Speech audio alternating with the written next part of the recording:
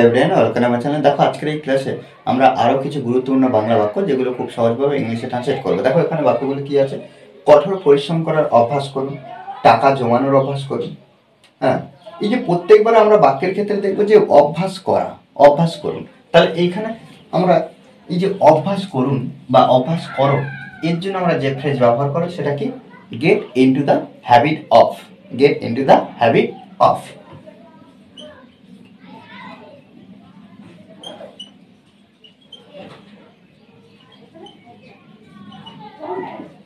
Habit of, gate into the habit of. এটা প্রত্যেকবারে কি করবো? বাক্যের প্রথমে ব্যবহার করবো। দেখো প্রত্যেকটা বাক্য আমরা ট্রান্সলেট করবো, কিন্তু তার আগে প্রথম বাক্যটা করলে বুঝতে পারবো যে কেমন ভাবে গঠন হবে। আমি আর এক্সট্রা করে গঠন লেখালাম না। এখানে কি আমরা এই যে gate into the habit of বাক্যের প্রথমে ব্যবহার করবো।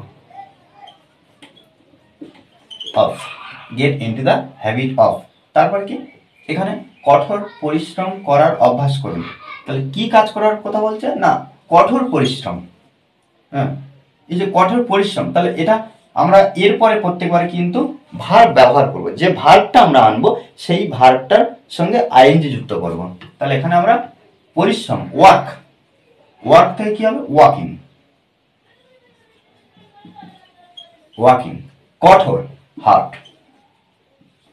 ওকে, প্রত্যেকবার এইভাবে করব। তাহলে gate into the habit of working hard. তারপরে কি টাকা জমানোর অভ্যাস করুন। একইভাবে আমরা কি বাক্যের প্রথমে gate into the habit of বসিয়ে দেবো, হ্যাবিট অফ। তারপর কি টাকা জমানোর অভ্যাস করুন। তাহলে অভ্যাস করুন বিষয়টা হয়ে গেল gate into the habit of. জমানোর, সেভিং, সেভ থেকে সেভিং এসছে। সেভিং কি? মানি। ওকে, বই পড়ার অভ্যাস করুন, বই পড়ার অভ্যাস করুন। এখানে একইভাবে কি করব? Gate into the habit of বসিয়ে দেবো, অফ। বই পড়ার অভ্যাস করুন। তাহলে পড়ার, রিডিং, রিডিং দ্য বুক। নির্দিষ্ট বইয়ের কথা বলা হচ্ছে, বই পড়ার কথা বলা হচ্ছে, তাই জন্য আমরা দা ব্যবহার করলাম এখানে। স্বাস্থ্যকর খাবার খাওয়ার অভ্যাস করুন। তাহলে একইভাবে আমরা কি করব? না, gate into the habit of, gate into the habit of. এই যে কি বলা হচ্ছে? স্বাস্থ্যকর খাবার খাওয়ার। তাহলে খাওয়ার কি খাওয়ার? না, স্বাস্থ্যকর খাবার। তাহলে এখানে ইট মানে খাওয়ার, ইটিং, ইটিং স্বাস্থ্যকর খাবার, হেলদি ফুড, হেলদি ফুড।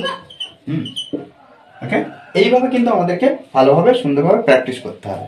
ওকে, আমাদের অনবরত কি করতে হবে? না, প্র্যাকটিস করতে হবে। প্র্যাকটিসের বিকল্প কিছু নেই। আমরা যত প্র্যাকটিস করবো তত নতুন নতুন বাংলা বাক্য খুব সহজভাবে ট্রান্সলেট করতে পারবো। ওকে, আর এই ক্লাসটি ভালো লাগলে অবশ্যই লাইক, কমেন্ট, শেয়ার। আর যারা এখনো পর্যন্ত আমার এই চ্যানেলটি সাবস্ক্রাইব করেননি তারা অবশ্যই চ্যানেলটি সাবস্ক্রাইব করে পাশে থাকবেন। Okay, thanks for watching this video.